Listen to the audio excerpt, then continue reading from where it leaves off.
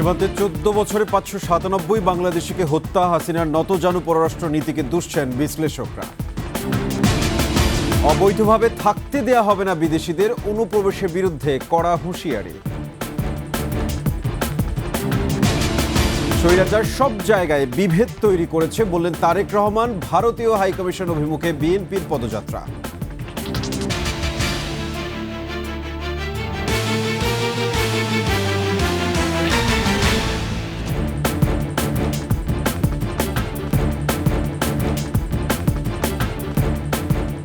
শুনছিলেন সংবাদ শিরোনাম, আমন্ত্রণ 21 সংবাদে, সাথে আছে আমি সাব্বির আহমেদ। দর্শক, 21 টেলিভিশনের সংবাদ একই সাথে সরাসরি দেখতে পাবেন আমাদের ফেসবুক পেজ www.facebook.com/2124 অনলাইনে। এছাড়া সাবস্ক্রাইব করতে পারেন www.youtube.com/@21tv চ্যানেলে। আওয়ামী লীগের 15 বছরের শাসনামলে ভারত বাংলাদেশের অভূতপূর্ব বন্ধুত্বপূর্ণ সম্পর্কের কথা বলা হলেও বন্ধ হয়নি সীমান্ত হত্যা। এর পেছনে কাজ করেছে 53 বছরের পররাষ্ট্রনীতি, এমনটাই বলছেন আন্তর্জাতিক সম্পর্ক বিশ্লেষক ও মানবাধিকার কর্মীরা। সীমান্তের 2 কিলোমিটারের মধ্যে আগ্নেয়াস্ত্রের ব্যবহার বন্ধের তাগিদও দিচ্ছেন তারা। মানিক শিকদারের রিপোর্ট। গেল শুক্রবার ভারতীয় সীমান্তরক্ষী বাহিনী বিএসএফ এর গুলিতে পঞ্চগড়ে নিহত হন আনোয়ার হোসেন নামে এক ব্যক্তি। এর আগে মৌলভীবাজারের জুড়ি সীমান্তে নিহত হয় কিশোরী স্বর্ণা। 2011 সালে ফেলানীকে হত্যা করে কাঁটাতারে ঝুলিয়ে রাখার পৈশাচিক ঘটনায় ঝড় উঠে বিশ্বজুড়ে।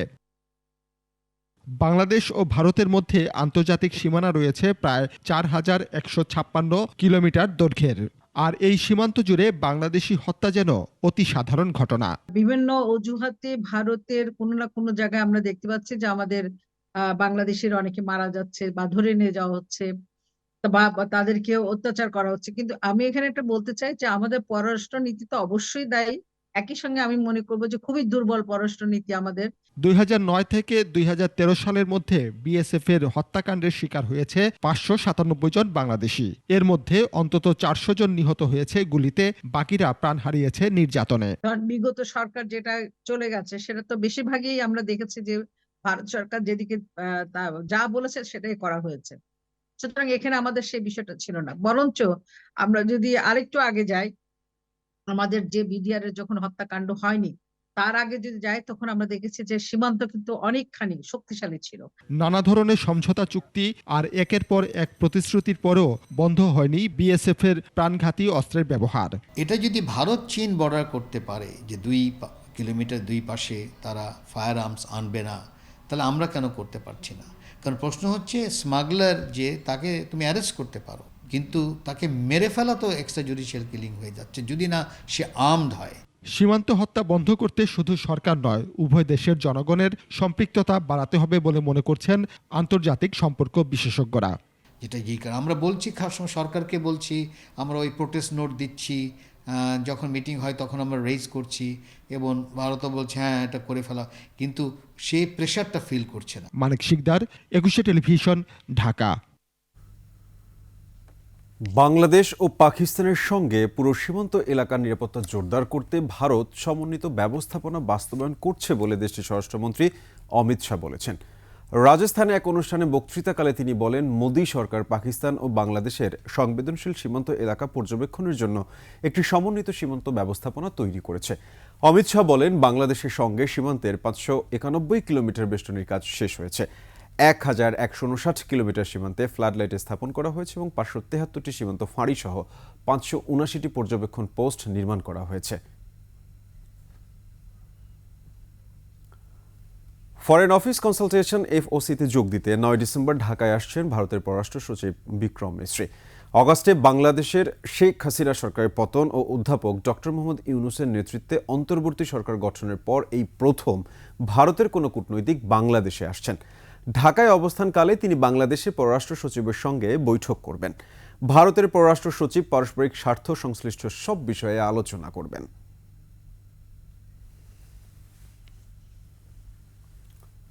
কিছু আইনি প্রক্রিয়া সম্পন্ন হওয়ার পর ক্ষমতাচ্যুত প্রধানমন্ত্রী শেখ হাসিনাকে প্রত্যর্পণের জন্য ভারতকে আনুষ্ঠানিকভাবে বলা হবে বলে জানিয়েছেন প্রধান উপদেষ্টা প্রেস সচিব শফিকুল আলম।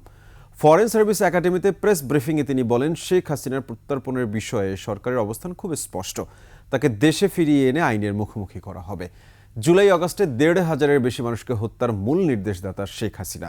এর আগে যেসব গুম হয়েছে তখন তিনি সরকার প্রধান ছিলেন।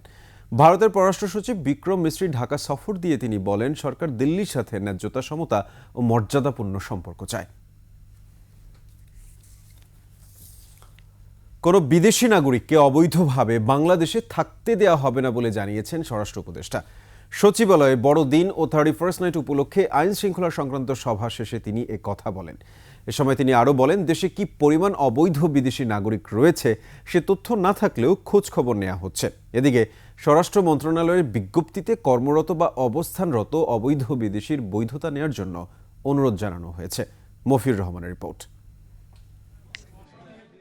25শে ডিসেম্বর বড়দিন ও 31st নাইট উপলক্ষে আইনশৃঙ্খলা সংক্রান্ত সভা হয় স্বরাষ্ট্র মন্ত্রণালয়ে। সভা শেষে উপদেষ্টা সাংবাদিকদের বলেন, অনেক বিদেশি নাগরিক অবৈধভাবে বাংলাদেশে থাকার তথ্য রয়েছে, এদের বিষয়ে খোঁজখবর নেওয়া হচ্ছে জানিয়ে তিনি বলেন, কোনো দেশের নাগরিককে অবৈধভাবে দেশে থাকতে দেয়া হবে না।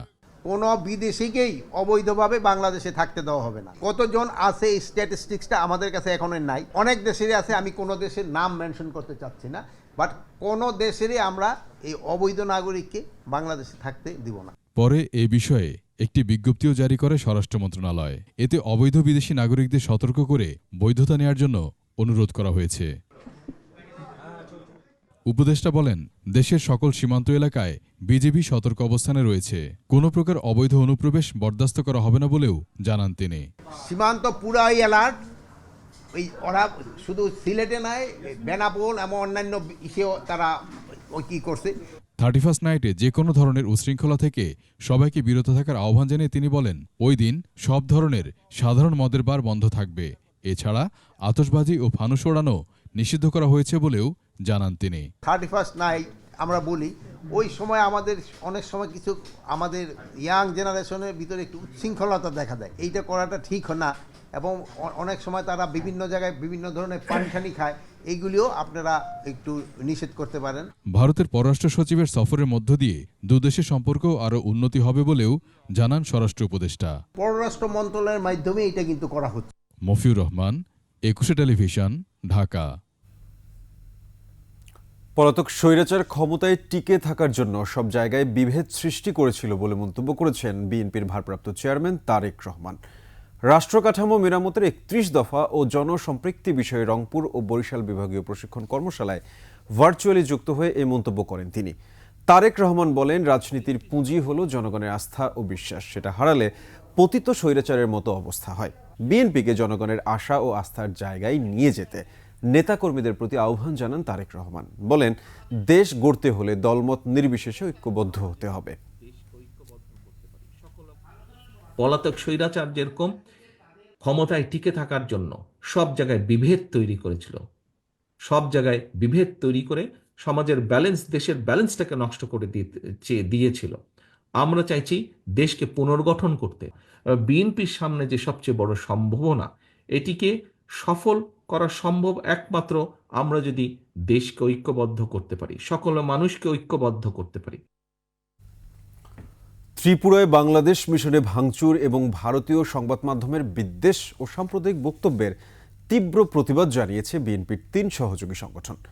ছাত্রদল, যুবদল, স্বেচ্ছাসেবক দলের প্রতিনিধিরা ভারতীয় হাই কমিশনে স্মারকলিপি দেওয়ার পর বলেন, ভারত প্রতিবেশী রাষ্ট্র, কিন্তু অবন্ধুসুলভ আচরণ মেনে নেওয়া হবে না।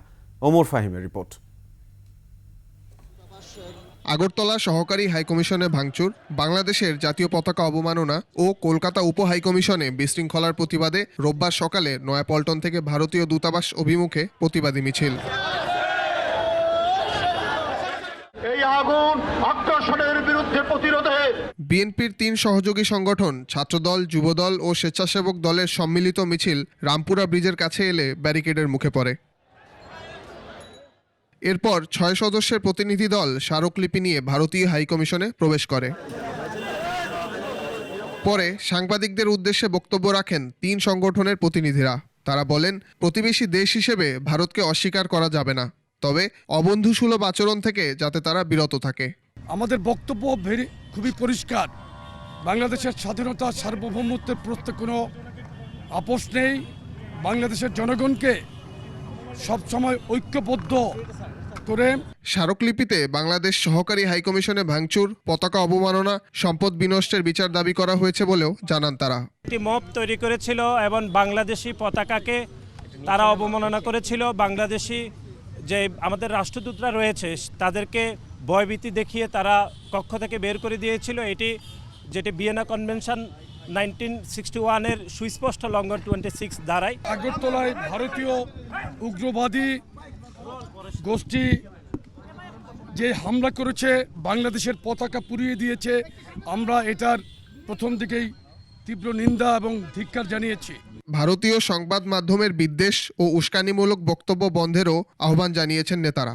উস্কানিমূলক বক্তব্য দিচ্ছে, বিশেষ করে সাম্প্রদায়িক সম্প্রীতি বিনষ্ট করার জন্য তারা চেষ্টা করছে। এগুলো যাতে ভবিষ্যতে বন্ধ হয়, এরকম উস্কানিমূলক বক্তব্য যাতে আর না দেয়, এবং প্রতিবেশী হিসাবে ভারতকে আমরা অস্বীকার করতে পারবো না। ওমর ফাহিম, 21 টেলিভিশন, ঢাকা। নিচ্ছি সংবাদ বিরতি। যখন ফিরছি তখন অন্যান্য সংবাদের সঙ্গে আরও যা থাকছে। ভারতকে উড়িয়ে আবারও এশিয়ার সেরা বাংলাদেশের যুবারা।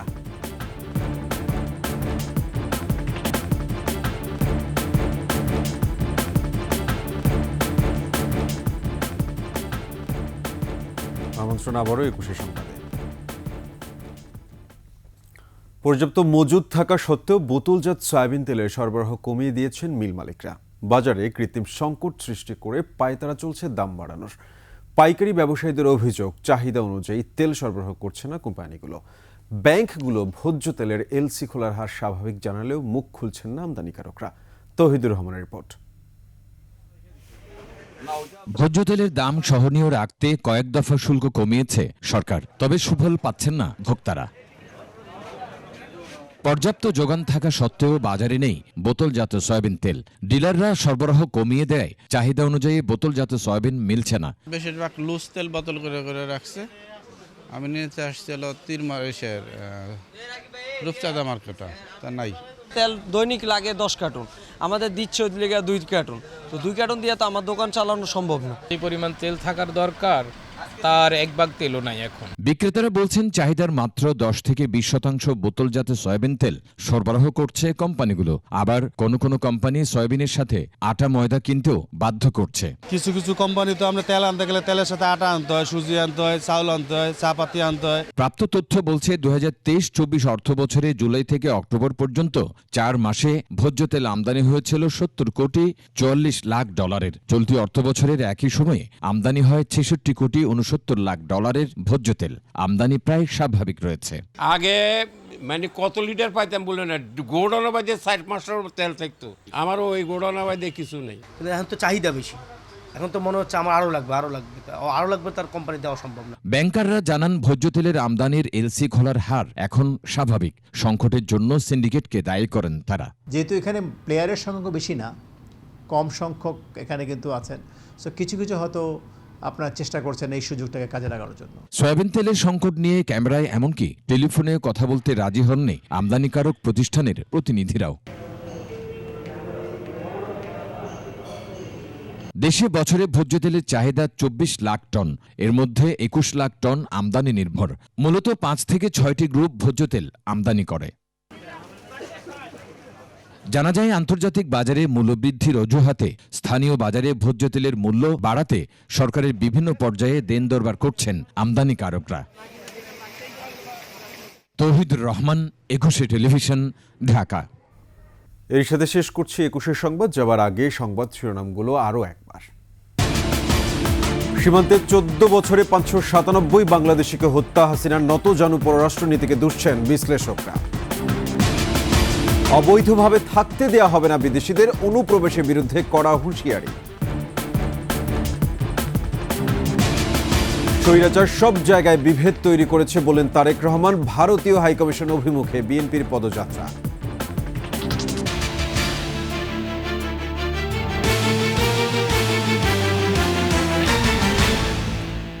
দর্শক, সর্বশেষ সংবাদ জানতে ডায়াল করুন 202 নম্বরে আর ভিজিট করুন ekushe-tv.com এই ওয়েবসাইটে। ফেসবুকে ভিজিট করতে পারেন www.facebook.com/ekushe24 অনলাইনে। এছাড়া সাবস্ক্রাইব করতে পারেন www.youtube.com/@ekushe-etv চ্যানেলে। এতক্ষণ সঙ্গে থাকার জন্য সবাইকে ধন্যবাদ। পরবর্তী সংবাদ দেখার আমন্ত্রণ রইল। একুশের সাথেই থাকুন।